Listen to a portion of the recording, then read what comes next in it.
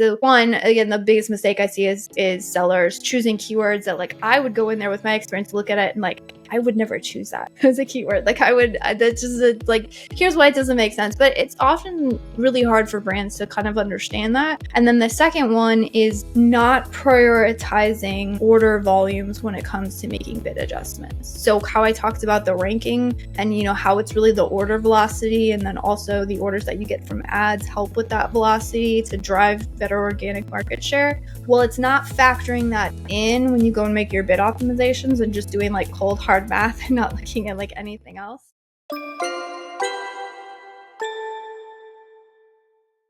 Welcome to the Ecommerce Marketing Podcast, the highly rated digital marketing podcast that provides weekly digital marketing tips and strategies from some of the world's top digital marketers and e-commerce entrepreneurs that will help you take your digital marketing to the next level.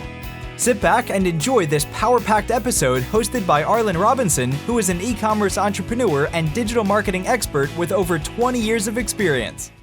Hey, e-commerce marketing podcast listener. Are you looking to increase traffic and sales to your website? You can do this by launching your own affiliate program. Just visit getosi.com and sign up for a free trial today. That's getosi.com. Now get ready to hear from your e-commerce marketing expert of the week as they drill down to give you details on marketing strategies that can help grow your business. Welcome back to the E-commerce Marketing Podcast, everyone. My name is Arlen, and I am your host. Today, we have a very special guest, Elizabeth Greene, who is the founder of Junglr, who helps sellers achieve 8-figure revenue goals and beyond with her experience as a former Amazon seller and a talent for simplifying complexity. Elizabeth has developed a top-down approach that jumpstarts sellers' success. Her clear, simplified process enables businesses to scale efficiently. Raising 6 children aged 5 to 13 with her husband has made Elizabeth an expert at scaling with simplicity. Welcome to the podcast, Elizabeth. Thanks so much for having me. It's a pleasure. Yes, thank you for joining me. And really excited to talk to you. I'm a huge advocate for Amazon because I am you could almost say that I'm like an Amazon addict as far as on the consumer side. Yeah. Because if you were to see same. Honestly, same.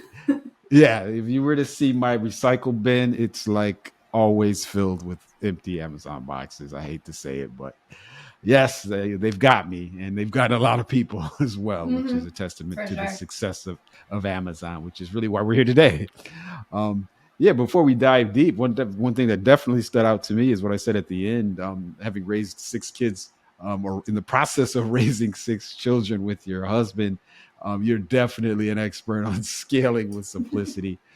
Because I can imagine when you've got pretty much a basketball team there and then some that you're managing on a day-to-day basis, you really, in order to keep things moving forward, you got to keep things simple. So. Hats off to you for doing that, as well as being able to run your business, which is is something that I can't even fathom myself because I don't have children myself. And to me, I like to say my business is my child, but I only have like one or maybe a few if you factor in all of these other kind of side businesses and projects I have going on. But I know it's 2 different things. But definitely excited to talk to you. Of course, today we're going to be talking about strategies for scaling on Amazon, efficiently and effectively, specifically with Amazon ads, because it can be a little tricky for businesses. But before we dive deep into that, why don't you tell us a little bit more about your background and, how did you get into what you're doing today? Yeah, so it's an interesting story. I like to say I fell into it, then I fell in love with it, kind of as the story goes.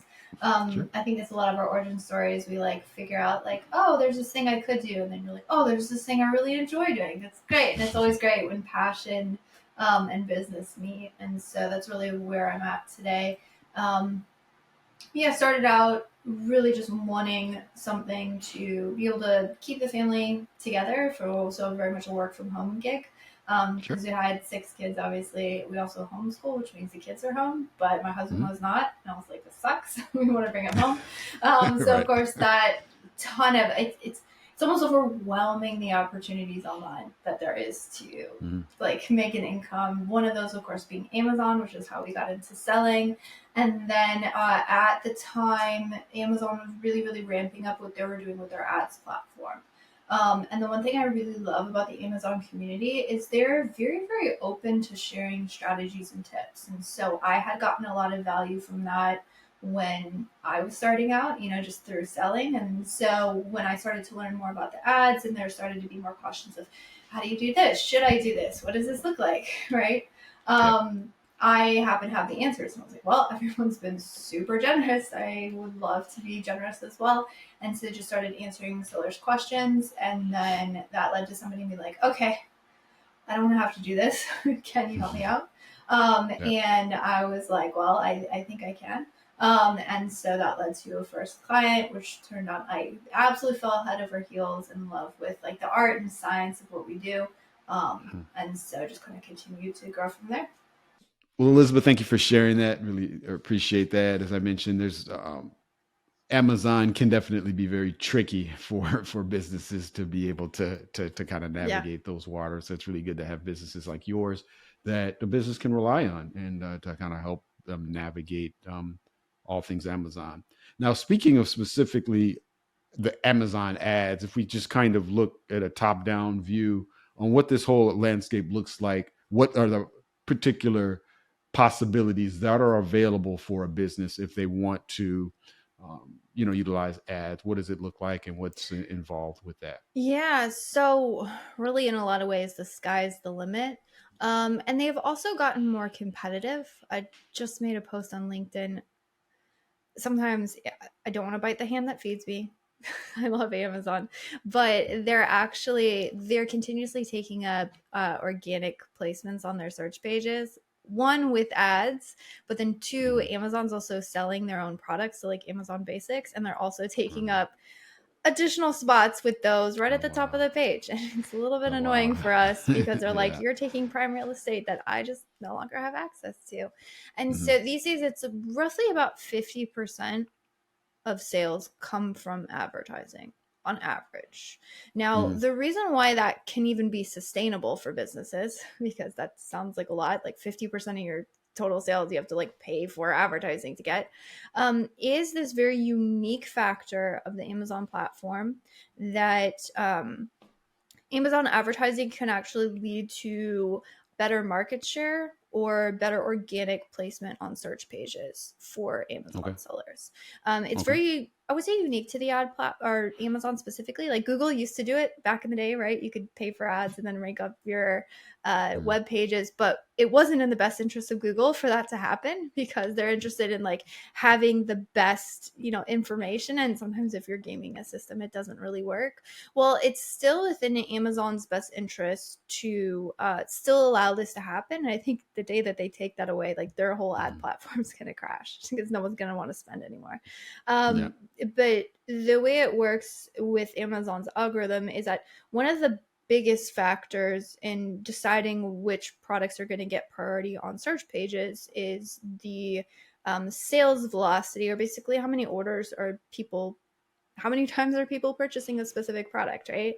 And so it's pretty reasonable assumption that if someone's typing in a search and then purchasing a product, that product is a good product to show on that search because it's obviously what the shoppers were looking for and ultimately purchased. And so the way it works with the advertising is it doesn't really matter to them if it's an organic placement or if it's an ad placement because you still purchase the product. So the product's still got to be good.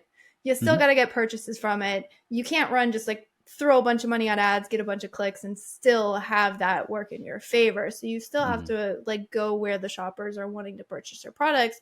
But if done well, there is that factor. And so because of that, it's a really integral part of growing Amazon businesses. Okay, I see. So it's not like the customers are just going to magically come to you. You still have to do a little bit of work to optimize things. Of course, have to have some solid products and, streamline everything from that point onward. So so I mean, just pretty much just like any other ad platform, you still have to do some work there. Now, from your own experience and you dealing with customers that are on the Amazon platform, what would you say are the top three strategies that every seller should implement to really get to that 8-figure revenue mark? Yeah. I would say primarily focusing in on sponsored products. Okay. This is an ad type that appears mostly in the search grids of Mm-hmm. product pages. If you ever shopped on Amazon, like you'll see banners and you'll see Sure. like products all over, products everywhere. Yeah. But if you type in a search and you see like sort of that search grid and the products that appear there, Mm-hmm. if any of those are ads, which some of them are, if you know what to look for, you can find them. But Yep. those are sponsored product ads. So they look a little bit more native to search. The other thing is Okay. that there is typically like there's more ad inventory for these versus say Mhm. some of those banner ads or other things you're running. This is also the ad type that through a lot of testing we've discovered typically also has the biggest impact on organic rankings. So for all Okay. of those factors, it's nice to run all the ad types. It's good to have a Mhm. well-rounded strategy. But if I had to give you one thing, I would say focusing in on sponsored product ads. And Mhm. regardless of ad budgets, I mean, you could be spending even just $5,000 to $10,000, or if you're all the way up to the bigger brands that are spending like $300K and above, $1 million a month on Amazon ads. There are brands who are doing that. You're still probably going to Wow. see at least, I would say, minimum 75% of your ad spend on sponsored products, maybe even Mhm. closer to 80 or 90%, depending on how you're running Okay. your ad strategy. So even the bigger brands with bigger budgets are still heavily leaning into this ad type because it just works really well. Gotcha. Now, digging into the kind of the granular details of these particular ads, what would you say is like the most important thing to optimize your ad as far as getting those click-throughs and ultimately getting the sales? What would be Yep. number one? The most important thing to care about is the thing that Amazon cares about, which is customers and customer experience. I see. So what you want to do is prioritize what we call highly relevant keywords. So if you want to get a little bit technical here, an example I always love to give is like baby blanket. So if you go to Amazon and you type a search like baby blanket, you'll actually see some varieties there. There's like Mhm. swaddling blankets, there's plush blankets, there's monogram blankets. There's a whole host of differentiation as far as like what the customer is searching for. Not that you can't go after those kind of targets, but those aren't like super specific to your shoppers. So your goal is like, again, it's the conversions, it's the orders. And that's what sellers care about as well. So great, we're in alignment there, right? Amazon Yep, wants you to yep. make sales. We want to make sales. Fantastic. And Mhm. so how you do that is figuring out, okay, so where are my customers searching? Because it's a pay-per-click platform and it's very much search-based. So our Okay. idea, like what we're doing is we're piecing out where does this product fit in the market, and then where are shoppers looking for these specific products, and then we make sure that we target those specific search pages. So that's like the core of a really good Mhm. strategy. You can branch I out see. from there, you can go broader, but obviously like conversion rates aren't going to be as higher, click-through rates aren't going to be as high, and so your performance won't be as good. So that's what Amazon cares about. Now, what shopper or like what brands care about, me as well, because I want to run effective ads, is how much are we paying for those clicks when we get them. Yes. So for sure. there's, we could really bid up and get really high in search and get a lot of visibility on our ads. Fantastic. You have to pay for that visibility. Now, we're only paying when a shopper clicks. So even if we're showing up somewhere that maybe isn't quite aligned, we still have, we're not charged for it's not a VCPM model for the majority Right. of the ads. Okay. And so then the counterbalance to, where am I getting found and seen and bought is how much am I paying for those orders? And so that's where really a lot of the tension comes in, because there's what maybe I can run the math, I can give you the math, you can run the math. It's all mathematical, right? If I'm making this much, I can afford to pay this much. And, so it's going to end up like this. And this is what I want my profit margins to be at the end of the day. Fantastic. The math is solid. But what happens when your math says I can only spend 50 cents a click, and then you go and look at what the market is demanding, and you're like, oh, if I put in 50-cent bid, I get no visibility whatsoever. Amazon doesn't care. It's an ad auction. And so that's really where that strategy and being really strategic like comes in, because it's balancing that tension against what makes sense for the brand from like just a sheer business number standpoint, and then where can we also make sure that we're driving enough volume that we can make an impact on sales. And to be honest, that's always changing. So, and honestly, that's why I'm still employed. Gotcha. Because of all these changes, I take it that if it's, if you're not really aligned with a company like yours that's on top of all of these changes, then it's you got to have somebody just almost on your team dedicated to keeping up with it. Yeah, I would say it's definitely, and I think that's any ad platform, right? And I don't think any ad platform is like a set it and forget it. Great, I put in my numbers today, like it's gonna run forever and always work. That's just not the nature of ad platforms. And so there's always testing, there's always iterations that go into it. And so yeah, if it's not a partner like us, it definitely should be somebody who at least taking a look at it and going, oh, okay, so that's not the trajectory that I want. And knowing, and you also have to be dangerous enough to know how to make the changes that are going to lead you in the direction that you want. Because I talk with brands all the time. They're like, I heard this one YouTube video, I changed this one thing, and it didn't actually do what I wanted it to do. I'm not really sure. So you also kind of want some clarity as to what's going to make the impact. Yeah, exactly. And speaking of brands that are just looking on YouTube and just, Googling strategies for optimizing it and, coming across things and just trying stuff, looking at stuff and then just trying different things. From your experience, what would you say are some common mistakes that you've seen sellers make with Amazon ads, and how would you avoid them? Yeah, I would say the biggest mistakes I see are the ones that are not in alignment with the two most important things. Like, I can get in the weeds with you. I try and simplify things. It's inherently insanely complex, and I live in the complexity. I love the complexity. Sure. But really, if I had to give you in a nutshell, it's kind of like what I gave you with sponsored products. Like, I could give you 4 off the top of my head, and then there's even more different ad types you can run and how you can run them, right? But like, okay, if I had to pick one, choose sponsored products. So it's very similar. There's really 2 things that we find you really, really need to get right and are kind of the core of your strategy. So one is that keyword alignment, like I already talked about, relevancy, where you fit in the market, right? Typically speaking, the less selective you are with keywords, the more you're like, oh, this is like a super broad one. Like, look at the search volume here. I want to go after that, but like, it doesn't really work for the product. The conversion rates aren't great. So that's not going to be good.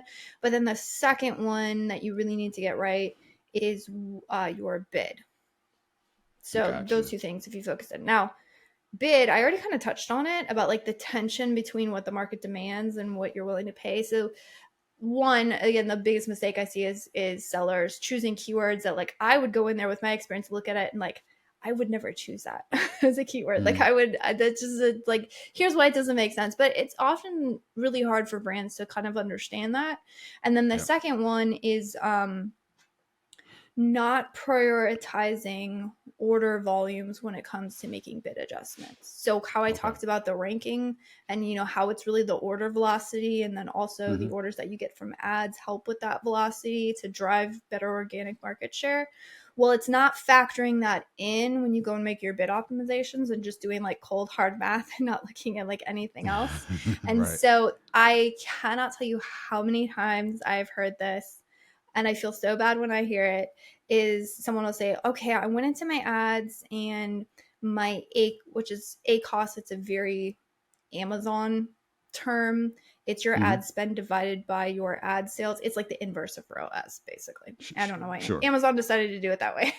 So they'll go in and say, this is way too high. So ACOS high, bad, ROAS low, bad. Same thing. And they'll say, okay, so I obviously need to lower what I'm paying for these things. So like I just did a bunch of changes, and all of a sudden they go in the next day and it's worse.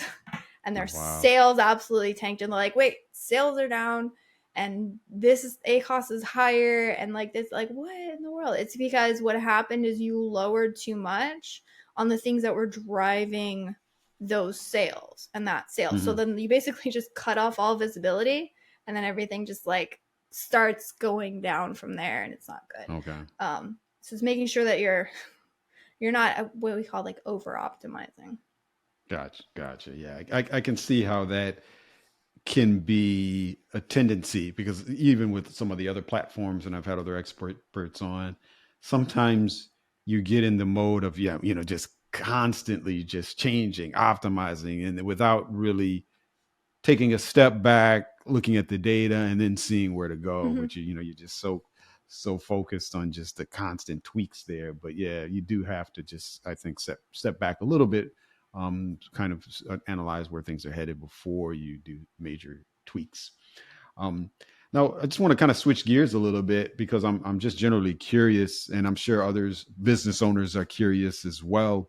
As a mother of 6, how would you say managing a busy household, as I can imagine yours is, has influenced your overall approach to just scaling businesses? And then has that, the way that you manage your household, has that shed any light on running your business? I would say in a way, yeah. It really, when you have that much to manage, there will always be chaos. Right. There will always be chaos. It's true with ads. There will always be chaos. And it's managing the chaos. And the other thing that I've found is prioritizing what actually matters in advertising and life with kids is really important. There are certain things, and this actually, I can make the parallels here. This applies to like very large catalogs. So we deal with a lot of clothing brand. We deal with all kinds, baby supplements, home goods, everything in between. But clothing is one, and that is insanely difficult because there's this sheer SKU volume. It's 50,000 SKUs. What are you gonna optimize this, right? Great. I start my way, work down one from 50,000. Like where am I going with this? And so what you need, like, you want to get to everything. Yeah. So that's where you just have like your overall systems that run, your best practices, your things. Ideally with manual oversight, so be like, so they can catch things and not over optimize. But then the second thing, when it really comes to like actual changes that will make a huge impact, those really have to be intentional. Okay. Because you can let the algorithm run, you can let things run. I'm sure some of your audience, there's been something where they're like, oh yeah, it's kind of running, it's great. And then you finally go take a look at it and you're like, oh my gosh, I had no idea I was missing all these things or doing all these things. So you want the safeguards of best practices, but you want the intentionality of somebody who's going in there and saying, all right, these two things are going to really move the needle for us, right? And that's how you move forward. So again, parallels in life, and that does mean, fun fact, in life, you can't have everything, but you can have the most important things for you. Yeah. So the goal is like, what are the most important things for you? What are the things that I could do today that are going to move the needle? I know that it means that today my kids' socks don't match, but that's a battle that doesn't really matter because you know what? I'm prioritizing cooking dinner. Right. It's looking at those things and just going, okay, so what are the things that are going to move the needle? And then how do we make sure that those are the things that get the majority of the attention? And then we can work our way down the list, knowing that we have good systems in place that are going to catch a good portion of those. And then really just putting that intentionality and effort behind the things that drive the business forward. Yeah. Gotcha. Well, first off, I love that analogy with the socks and the dinner, because that paints a perfect picture that you could apply to a business. It really just comes to priority, of course, dealing with your family. Kids got to eat. Their socks don't match. It's not the end of the world. They're not gonna, nothing's gonna happen to them just because their socks don't match. And the same thing when you're looking at businesses. Some of the smaller things may not really matter so much, but when you look at the big grand scheme of things, if you focus on those priorities, then that's what you got to do, because you can only do so much. Well, Elizabeth, as we get ready to wrap things up, I'm always curious, especially with the state of technology these days and the state of Amazon. I'm always curious about the trends in Amazon advertising. What would you say are some trends that sellers should prepare for this year? Because we're at the start of 2025. What do you see on the horizon? I know you may not have a crystal ball, but you may have some insight onto some changes that could be coming this year. Yeah, the thing that was notoriously difficult in 2024, And unfortunately, as much as it pains me to say, I think it's still going to be a continuous struggle in 2025, is increasing of fees and increasing of things that really affect the bottom line. That's kind of where Okay. everything is going. It's going on in our Gotcha. personal lives, with Yeah. inflation and things. It's Yeah. going on in other, in other platforms as well. And that is the nature of advertising platforms, is that costs go up, Yeah. unfortunately. So what we found is that it's just really digging down into that priority of what are the things that we can move to the needle, making sure that we're viewing our ads from like a broader business perspective, because there's things that you can do in isolation, like, all right, I'm just going to optimize this, and the ads are great. Meanwhile, Yep. like, you're spending way too much of the business is on fire, right? So making sure that we're connecting those dots in a way that's going to help us serve brands. And then the one thing again that continued, and I'm really going to try and keep a pulse on it, and I'm interested to see how it currently develops. And in 2024, there was a real push for Amazon releasing a lot of first party data that they hadn't before, which Okay. has been really insightful. And all of those layers and additional pieces of information, if you have the core correctly, what it allows you to do is, again, make better decisions, make better, more informed decisions. And so for the first time, we got access to a lot of data that, again, was just benchmarks for ourselves, benchmarks of conversion rates, benchmarks of our share of, impressions and all those things that really kind of told us where do we sit in the market. And then Amazon has released additional things with like their AMC platform that I find really exciting. Just more ways to really just understand where is best for us to serve ads, where do we get the best performance. And so I think the brands that at least have that core, and then they're able to layer on those more like intelligence pieces, will Mm-hmm. really be the ones that'll stay ahead of, I mean, ideally you're staying ahead of the curve, you're not playing catch up. So that's Right. what we're going to be working for as an agency in 2025, is just like, how do we help our brands stay ahead of the curve. And then Yeah. honestly, I read so many white papers, and there's things with like AI search coming out and all of these like really interesting things, and you can like dive into the weeds and you can like dissect them and try and understand where Amazon's going based on the data they're releasing. And like, Mm-hmm. I've done that, and I've come up for air and be like, you know what, all of this stuff, as complicated as it sounds, Yeah. it really is focus on where your customers are searching, focusing on Okay. relevancy, focusing on conversion rates, focus on where you get those positive shopper signals, because Mm-hmm. that's really what Amazon, and we've been doing that for the last 6 years. And so I'm like, Okay. okay, I feel good that like, as much as the world changes around us and as much as we have more data to inform the decisions we're making, which is insanely important, the still core of what Amazon is trying to do for their customers has remained consistent from day one. Mm-hmm. So I'm confident to know that like, all right, as we get more information, like we can just build on the core that we already have, because that's Yep. super solid. Gotcha. Gotcha. Yeah, that's good to know. And I think we've seen this across the board as far as businesses are concerned, especially, from looking at last year, we're coming into this year, the costs are going to get high. You can just almost bet on that. Like you said, we see where inflation is headed, and all of this stuff gets trickled down to every Mm-hmm. aspect of business expenses. So, even though Amazon is a multi-billion dollar, maybe trillion dollar company, Something I like think at that. this point. Yeah, they're still going to continue to raise costs, so you just have to accept that. But yeah, it's that, and then proper forecasting to see what's going to be best for your business are some key things. Well, Elizabeth, this has been an awesome conversation. I definitely loved having you on. I've learned a ton. I know our listeners and viewers have as well. But I always like to switch gears on my final question, just so we can get to know you a little bit better. What would you say would be one closing fun fact that you would be interested to share? Fun fact is, as professional as this background may look, I actually live on 100 acres on the edge of a national forest. And so right Wow. outside my door is a forest, and beyond that's a little swamp and a pond beyond that, with alligators and bears and deer and all the fun stuff that comes with that. Gotcha. Wow. Okay. 100-acre plot of land. Wow. That seems like a lot to maintain. Most of it is treed. I'll be honest. Got it. I'm not mowing 100 acres. Good Lord. Okay, got it. Yeah, I couldn't imagine.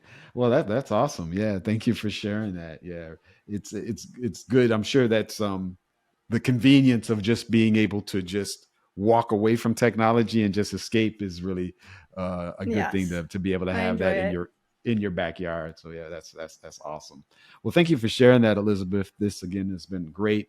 Lastly, before we do let you go, what would be the best way for our listeners and viewers to reach out to you if they want to pick your brain anymore about all things Amazon ads? Yeah, absolutely. So feel free to head over to our website, which is Junglr, JUNGLR.com.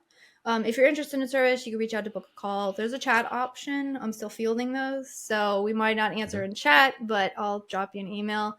Also, if you're looking for content, I put out the most content on LinkedIn, so that's always an option. Okay, awesome. We'll be sure to have those links in the show notes so people can connect with you there. And thanks again, Elizabeth, for joining us today on the E-Commerce Marketing Podcast. Thanks so much for having me. Thank you for listening to the E-Commerce Marketing Podcast. If you've enjoyed this episode, be sure to rate, review, subscribe, and share it with everyone you know. Are you looking to take your digital marketing to the next level but are tired of weeding through countless YouTube videos with unproven and untrusted marketing strategies? Well, we have the answer for you. The More Sales Every Month online digital marketing course.